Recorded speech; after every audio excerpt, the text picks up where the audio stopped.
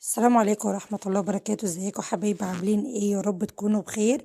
انا قلت بقى امسك المطبخ، يعني اشقلب حاله كده واغسله بالصابون والكلور والمعطر. لان بصراحة يعني دخلت المطبخ كده شميت ريحة مش لطيفة، فقلت ممكن من قلي السمك، من شوي السمك، من الزفارة، مع ان والله بمسحه على طول اول باول وبغسله على طول. وزي ما انتم شايفين انا غسلت الشيش بتاع البلكونات، وغسلت البلكونة معاكم و... وغسلت الشبابيك كلها بتاع البلكونة وبتاع شباك البلكونة والباب بتاع البلكونة. قلت بقى ايه، مش فاضل الا الارضية والحوض بالبلاط كده اللي ورا الخلاطات. مسكت الخلاطات دعكتها جامد جدا، ومسكت الحوض بردك دعكته دعكة يعني، جبته من الاخر. بدأت هنا اهوت بالصفاية بتاعت الأطباق، غسلتها كلها. أنا بغسلها مرة واحدة في الأسبوع، هي وصفاية المعالق والحوض كامل كده كله، والبرواز اللي وراه ده اللي هو البلاط بمسكه كله بغسله هو مرة واحدة بس في الأسبوع. يعني في الشهر 4 مرات أو ممكن يكون 5 مرات.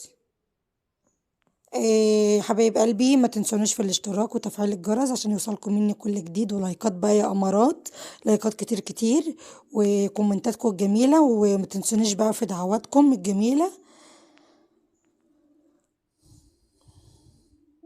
هنا يا حبايب قلبي هوت مسكت الخلاطات دعكتها، يعني غسلتها كويس جامد.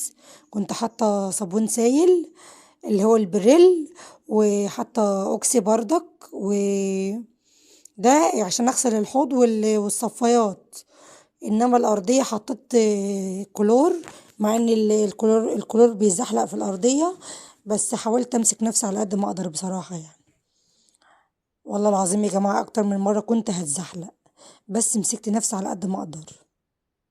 لان زي ما انتوا عارفين الاريال او الاوكسي او كده، او اي صابون سائل بيتحط في الارضيه على الميه بيزحلق بطريقه غير طبيعيه.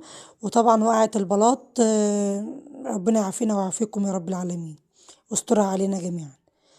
مسكت كده البرواز ده كله غسلته ولمعت، بس ما جاش في الفيديو، لمعت الخشب كله بتاع المطبخ. فوطة كده نضيفة وبالله مية بشوية بريل صغيرين، او بمعطر او بدوني، اللي عندك حطيه يا حبيبة قلبي، مش مفيش مانع. ده بوريكم ان انا عندي مريالة بس ما بحبش استعملها، فين وفين عم استعملها. مريالة جميلة ولها رباط من الظهر وعلاقة من الرقبة وكل حاجة، بس والله يا بنات ما بحب استعملها. في بنات بتحب تستعملها وبنات لا. هنا يا حبايب قلبي جبت طبق معايا اهو، الطبق لون الفرشة لون المطبخ. المهم يا بنات، بدأت أدعك معاكم اهو.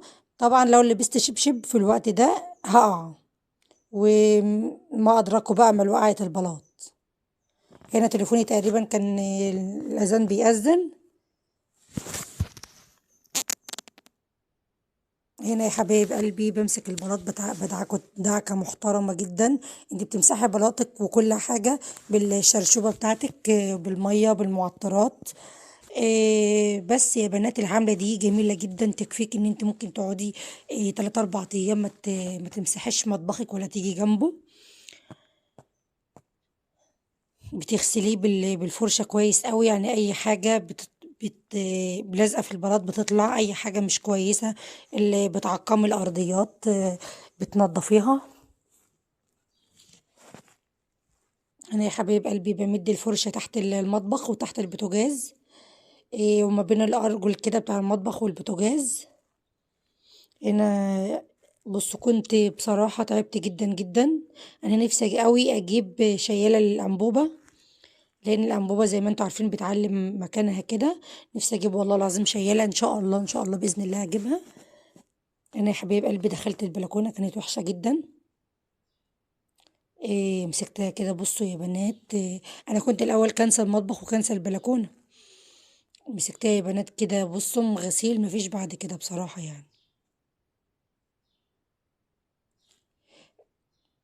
ما تنسونيش يا حبايب قلبي في الاشتراك وتفعيل الجرس ولايكات كتير، لان انا تعبت جامد جدا جدا جدا بصراحة يعني. وهنا مليت مية وحطيت فيها شوية معطر صغيرين. وبدأت كده انشف الارضية. والله يا بنات كان نفسي ومنى عيني ان انا يكون عندي عزكم الله بلاعة في المطبخ، ان هي تصرف المية او كده. بس ان شاء الله برضك فيما بعد ان شاء الله يا رب العالمين هعملها. هنا يا بنات انا حاطه ميه بمعطر في الجردل، وبدات اهو انشف الارضيات معاكم.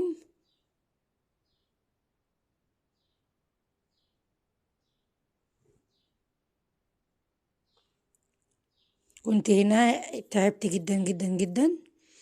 انا قلت بقى ان انا عندي اكل بايت في اليوم ده، فقلت اما ايه، اكل بايت بقى بدل ما مش هطبخ ولا هقف قدام البوتاجاز ولا كده، يبقى ايه هنضف المطبخ كله. تحت الغسالة طبعا نضيف جدا جدا. كل فترة كده أنا بشدها وبعملها يعني بمسح تحتها وكده على طول، وبنضف تحتها. وهيجي بردك مرة هشدها معاكم وهتشوفوا مكانها نضيف ازاي وان هي تحتها نضيف ازاي. هنا يا حبايب قلبي كنت حاطة فرش المطبخ اللي هو المشاية والسجادة في البلكونة في الشمس كده. اتحمصت في الشمس وخدت الساعة بتاعت الشمس كلها. والله العظيم كانت سخنة تحت رجلي من الشمس. المهم يا حبايب قلبي فرشت خلاص المطبخ، وشغلت المروحة هي زي ما انتوا شايفين.